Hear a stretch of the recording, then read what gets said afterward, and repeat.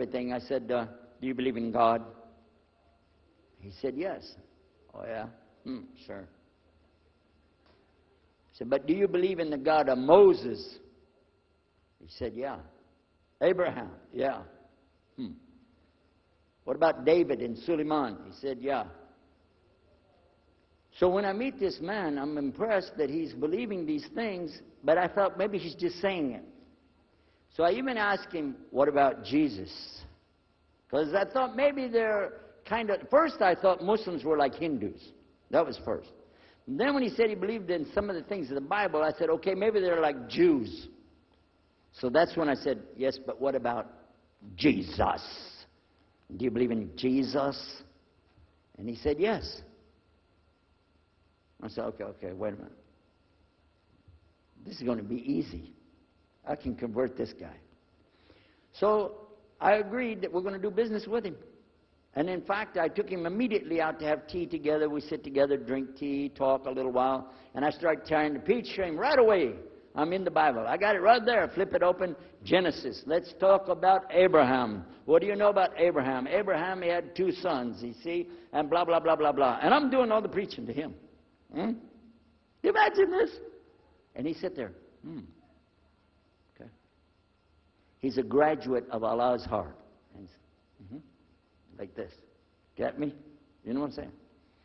Well, it happened that during Ramadan, some of his friends that he was staying with had to move their apartment around or something, and he was going to go stay in the masjid for itikaf in Ramadan. It's normal. We didn't understand. I thought he has nowhere to go, and I told my dad, this man has nowhere to go.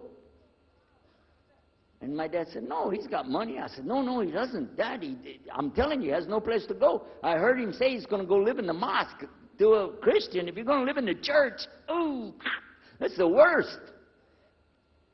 So I said, let me offer that he can stay at our place. And my dad said, no, you don't do that. That's not right. I said, no, I'm going to offer it to him. I went to him and I said, how would you like to come stay at our place? He said, no, I want to go and stay there. I want to stay in the mosque, and it's something good. I said, oh, man, look at this poor man. Oh, my God. He doesn't know, you know. He just, oh, poor soul. Please come and stay in our house. And he said, no, I can't. I need to go stay over there. I said, look, I'm scratching his dignity. So I told him, listen, no. I want you to come and you can pay. You can pay money and stay with us. He said, how much? I said, $15 a week. Which in America is like nothing. $15 is nothing. I said, and then he kind of hesitated. I said, and we'll pay for all the food. Well, you eat $15 worth of food in one day in America. He said, okay, all right. And I told my dad later, I said, see how I did that? Because now he'll stay with us. He knows he's getting a good deal on the food, and I was making it all about money. Well, I didn't know he wanted to come and stay with us. He wanted to learn about how we're Americans and how is the dawah going to be. What do we believe? Especially people who are preaching. So he came and stayed in our house. And I said, well, now that's good. I'll travel with him and go with him in places, and he'll see and he'll learn about Christianity. As we were traveling and working together, we put up tables just like this and booths and things and set things out for people to come and look at them and sell things. And I caught him one time. When somebody wanted to take something from the front, he took it from the back and gave it to him. And I looked at him. And then next time somebody started to take something, he took from the back and gave it to him. I said, hey, Muhammad, we take the stuff from the front because that's the old stuff. The new stuff in the back, just hold it back. You know what I'm saying?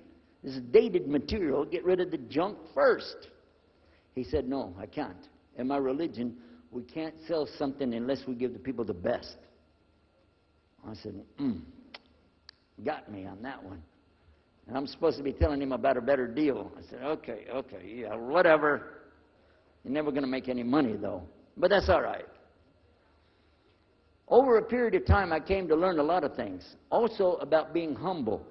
A lot. Because this man was obviously well-educated, very articulate, could really talk about a lot of subjects. In fact, I tried to debate with him about many things.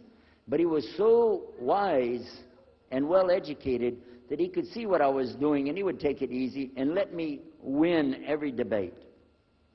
I could win any debate with him if he wanted me to. But if he wanted me to lose, I was going to lose. This was how well he could handle it. Now, what happened, one of the preachers that I knew, another preacher, who used to carry a big cross and walk down the street so people would stop and talk to him about religion, he had a heart attack, and he went to the hospital.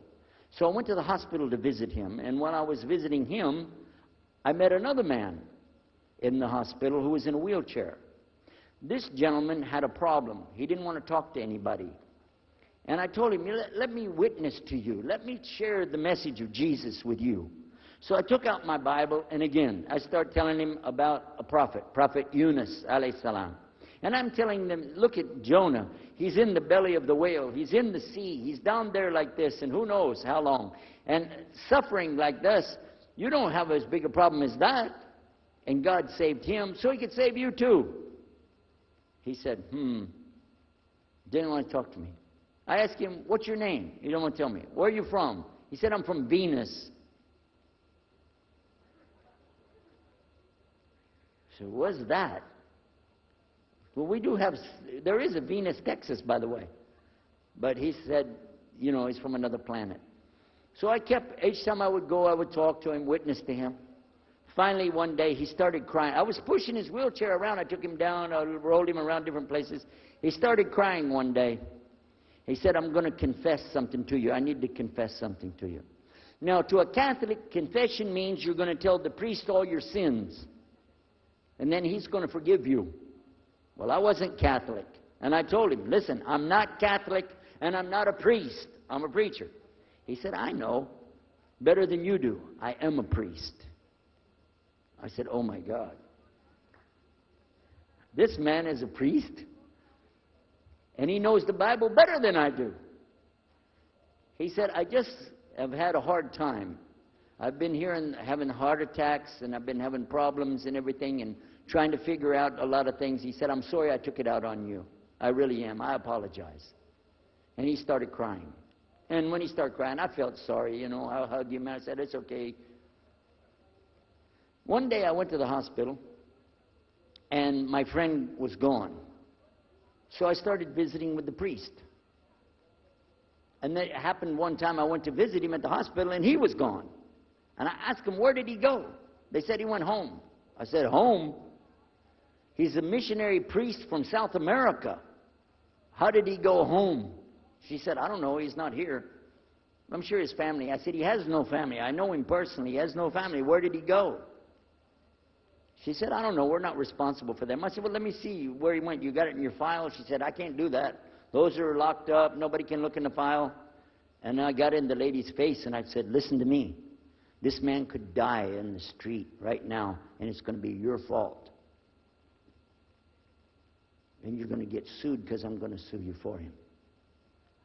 She said, okay, his folder's over there, but I'm not going to watch. I went over and I looked for it, got an address where he went. Sure enough, he was in a place where they put people that have no place to go, a shelter. So I went to the shelter, and I found him. He was still on crutches. He saw me. He started crying again. He said, please get me out of here. Get me out of here. I said, okay, come live at my house. Now, I told you the story so you can see something. Now look, I have 2 visitors in my house. Huh? One is a Catholic priest. The other is a Muslim. And I'm thinking I can get the Catholic priest and convert him to be a Protestant. At the same time, I'm going to catch the Muslim and bring him over to Christianity. High aspirations. But it didn't work. Some strange things began to happen. We would sit around the table at night to discuss what is the Bible and what's the salvation. My father has a Bible. It's called King James Version of the Bible. Most of you probably heard about it, especially any students of Ahmadiyya or Zakir Naik. You've heard about King James Version of the Bible. But I work out of a different one that I've had since 1953. It's called the Revised Standard Version. And it says in it, King James Version has grave mistakes, grave errors, defects in it. That's what it says. So I began to preach out of mine, which doesn't match.